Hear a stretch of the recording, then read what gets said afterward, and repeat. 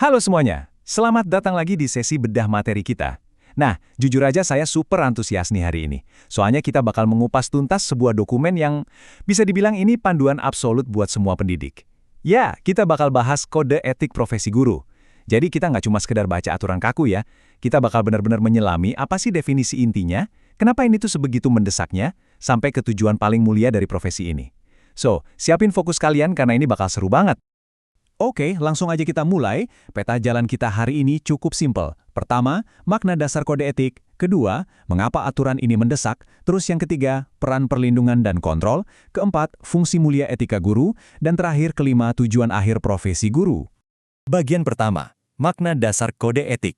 Pastinya, sebelum kita ngomongin tujuan luhur, kita harus bongkar dulu fondasi utamanya kan?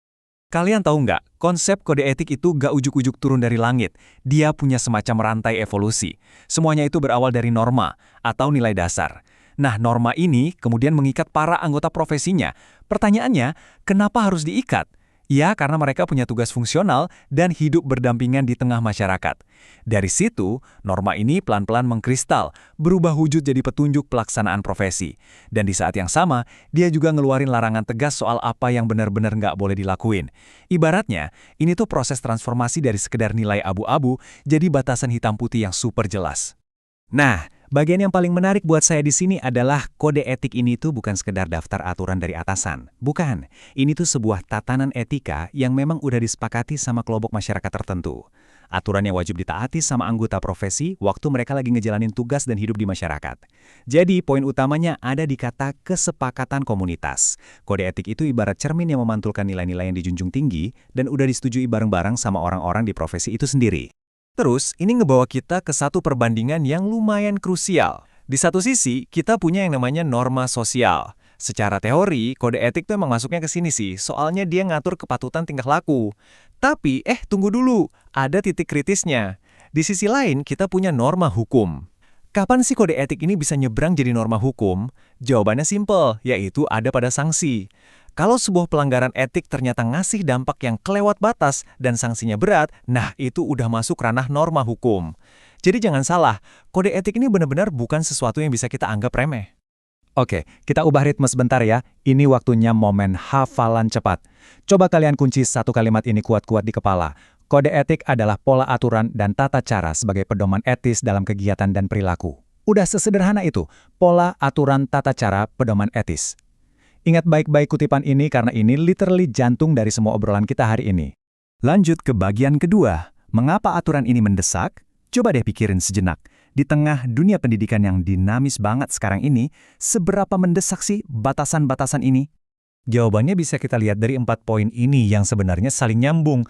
Pertama, ya pastinya biar guru terhindar dari penyimpangan tugas. Kedua, buat ngatur hubungan. Bayangin aja, guru itu tiap hari interaksi sama murid, rekan kerja, masyarakat, sampai pemerintah. Kalau nggak ada aturannya, wah bisa chaos kan?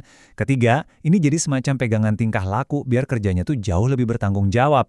Dan keempat, ngasih arah dan petunjuk yang benar. Intinya, kode etik ini tuh kayak sistem GPS yang mastiin seorang guru selalu berada di jalur yang tepat waktu berinteraksi di ekosistem pendidikan. Masuk ke bagian ketiga, peran perlindungan dan kontrol. Di sini, fokus kita agak bergeser sedikit ya. Ternyata, kode etik itu bukan cuma soal ngasih tahu apa yang harus dilakuin. Dia juga punya peran ganda sebagai tameng pelindung sekaligus pengontrol. Ada 3 hal penting di sini. 1, melindungi pekerjaan biar tetap sesuai sama perundang-undangan. 2, dia ini alat kontrol buat ngerendam ketidakpuasan atau sengketa, makanya stabilitas bisa tetap aman terkendali.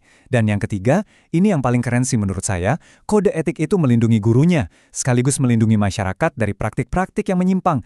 Jadi bener-bener ibarat penyelamat pamungkas lah buat 2 sisi sekaligus. Biar gampang nempel di otak, kita ringkas aja jadi 4 kata kunci ajaib. Melindungi, mengontrol, stabilitas, dan penyimpangan. Sekali lagi ya, melindungi, mengontrol, stabilitas, dan mencegah penyimpangan. Kalau kalian pegang 4 pilar ini, kalian udah otomatis paham kenapa kehadiran kode etik itu mutlak dan nggak tergantikan buat ngejaga integritas profesi. Sekarang, mari kita angkat perspektif kita lebih tinggi lagi di bagian keempat, fungsi mulia etika guru.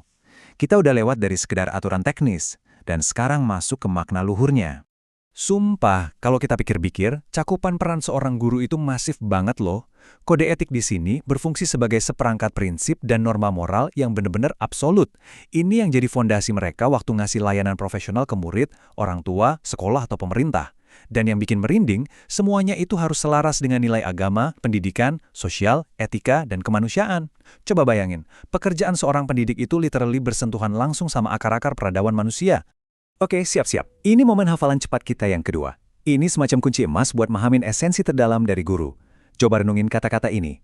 Fungsi kode etik guru adalah sebagai prinsip dan norma moral dalam menjalankan tugas dan hubungan profesional sesuai nilai agama, sosial, etika, dan kemanusiaan. Kalimat ini bukan cuma teks kosong ya, ini benar-benar nyawa dari dedikasi seorang guru buat dunia. Nah, mari kita lihat gimana semuanya bermuara. Kita sampai di bagian kelima, sekaligus pamungkas, tujuan akhir profesi guru. Dari tadi kita bahas aturan, perlindungan, sampai moralitas. Semuanya itu punya satu tujuan akhir. Apa itu? Tujuan kode etik adalah jadi pedoman sikap supaya profesi guru ini menjadi profesi yang terhormat, mulia, bermartabat, dan dilindungi undang-undang. Wow, kata-katanya kuat banget ya. Terhormat, mulia, bermartabat. Ini bukan sekedar tentang nyelesain jam kerja, teman-teman. Ini soal ngangkat derajat kemanusiaan sang guru itu sendiri ke titik yang paling tinggi. Dan, sebagai penutup obrolan kita kali ini, saya mau ninggalin satu pertanyaan yang mungkin butuh kejujuran ekstra buat dijawab. Apakah tindakan profesional Anda hari ini sudah mencerminkan martabat mulia tersebut? Coba deh, jadiin ini bahan renungan harian kalian. Terima kasih banyak udah nemenin saya di sesi bedah materi yang, jujur, inspiratif banget ini. Teruslah belajar, teruslah menginspirasi, dan sampai jumpa di sesi berikutnya.